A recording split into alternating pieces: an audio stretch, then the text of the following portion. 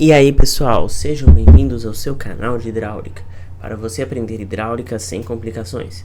Já de antemão peço que vocês deixem o like nesse vídeo, se inscrevam no canal, ative o sininho de notificações e se tiverem qualquer dúvida acerca do conteúdo, mande comentário aqui embaixo ou tente entrar em contato comigo através do Instagram, beleza? Então, sem enrolar mais, vamos para a aula de hoje, agora mesmo.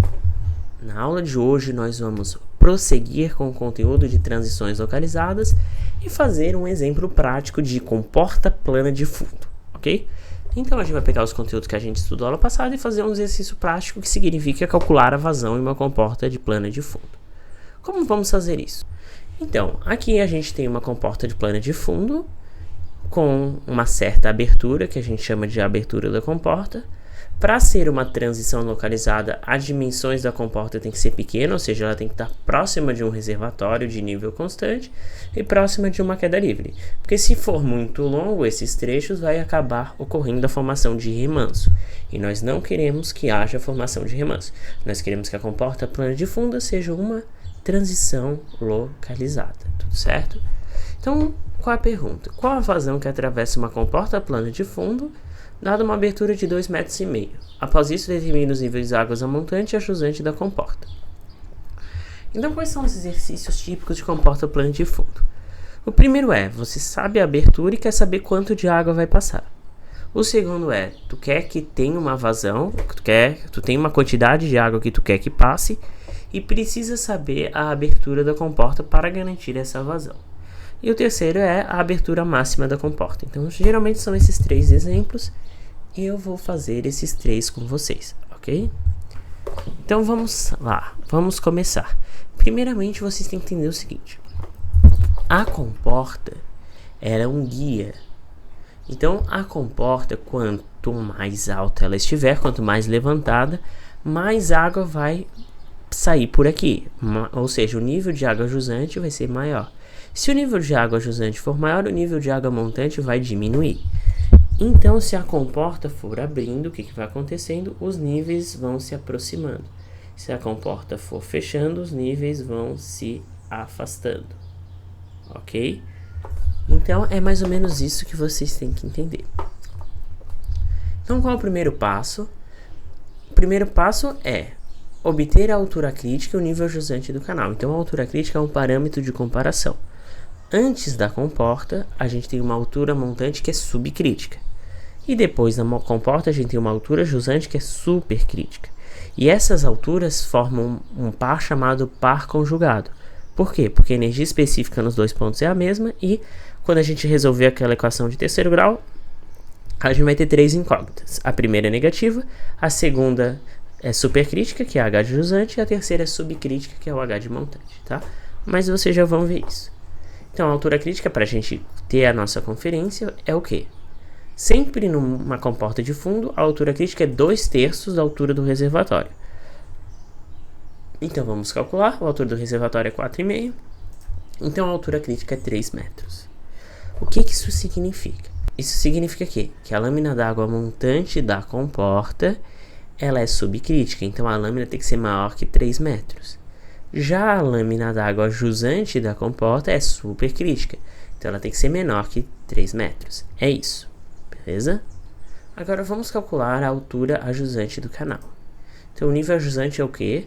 A comporta ela funciona como um orifício e o coeficiente de contração é 0,61. Então, a altura jusante é CC vezes a altura da comporta. Então, a altura jusante, 0,61 vezes 2,5, 1,53 metros.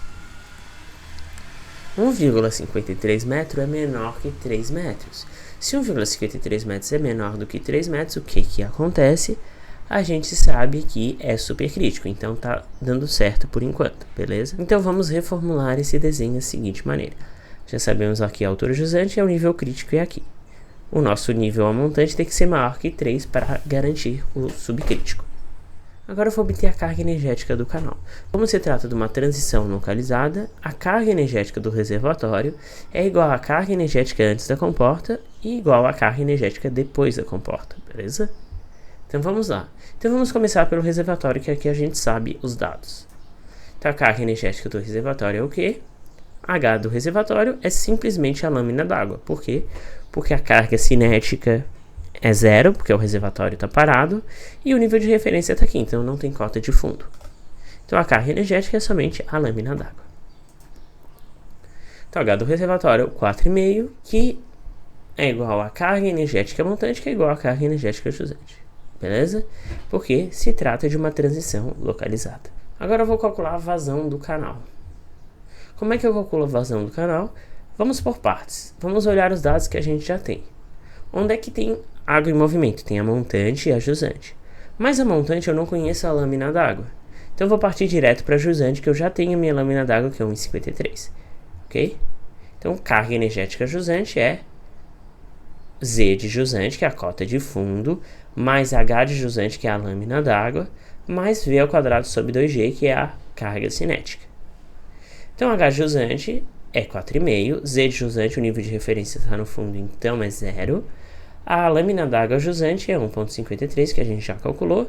Então a gente vai ter a velocidade como incógnita. Então a nossa velocidade vai ser de 7,64 metros por segundo. Ok? Então essa é a velocidade que passa aqui. Tendo a velocidade, eu posso conseguir a vazão. Através do quê? Equação da continuidade. Então vamos para a área da seção, base vezes a altura, que é um retângulo. Temos que a área da seção ajusante é 7,63 metros quadrados. Aplicando a equação da continuidade, vazão igual a velocidade vezes a área. Então vazão ajusante é 7,64 vezes 7,63, coincidentemente os valores próximos. Isso dá uma vazão de 58,2 metros cúbicos por segundo. Isso significa que por essa comporta passa a cada segundo 58,2 metros cúbicos. Bastante coisa, beleza? Como se trata de um problema sem ramificações, a vazão que chega a montante é igual a vazão que sai a jusante. Então essa vazão serve para todos os pontos, beleza? Então vamos calcular a vazão específica. Qzinho igual a Q sobre B, 58,2 dividido por 5 dá 11,6 metros cúbicos por segundo por metro. Por que está calculando a vazão específica? Para a gente substituir nos nossos diagramas futuramente, beleza? Então vou botar os dados aqui. Agora faltou o que? Calcular a altura montante. Isso existe duas formas, eu vou mostrar as duas. A primeira é aquela coisa clássica que a gente faz, a nossa equação de terceiro grau. Então, qual é a carga energética do canal? H de montante, né? Igual a Z de montante, mais H de montante, mais Z ao quadrado sobre 2G. Ou seja, a carga energética num ponto do canal, que é aqui, é igual a sua cota de fundo, mais a lâmina d'água, mais a carga cinética. Então agora vamos começar aquelas deduções de sempre. V de montante é Q sobre A de montante. A área é base vezes altura. Q sobre B é Qzinho. Então eu já tenho esses dados aqui, beleza? E agora o que eu vou fazer? Vou pegar esse H de montante que está ao quadrado e mandar para cima. Claro, você não precisa fazer isso, você pode substituir tudo antes e isolar depois, mas eu só estou mostrando aqui a dedução. Isso dá, substituindo os valores, a carga energética é 4,5, Z de montante é 0 e Qzinho é 11,6. Então, substituindo tudo, eu vou chegar nessa equação de terceiro grau aqui, onde H ao cubo menos 4,5H ao quadrado mais 6,9 igual a 0. Por computação, né, eu vou chegar a 3 valores. Valor negativo não faz sentido. O segundo valor, ele é menor que a altura crítica.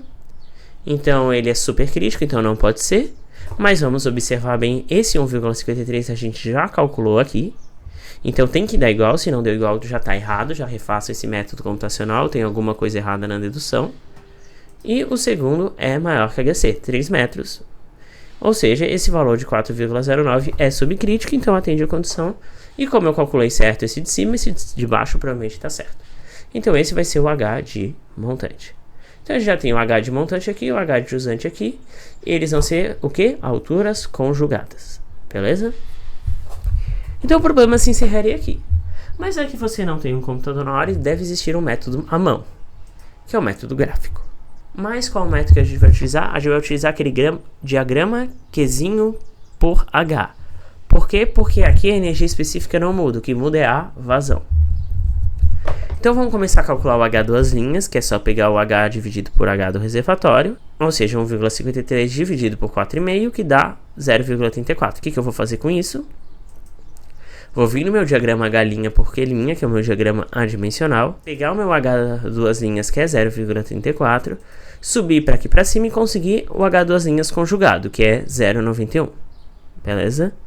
Depois de descobrir o 0,91 aqui, que é o H duas linhas, eu calculo a lâmina d'água. Como? H duas linhas é H sobre H do reservatório. Então 0,91, que é o valor que eu obtive aqui, igual a H de montante, que é o que eu quero descobrir, dividido pelo H do reservatório, que é 4,5.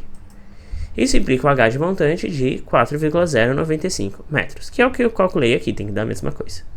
Beleza? Agora, qual a outra pergunta do exercício? A vazão.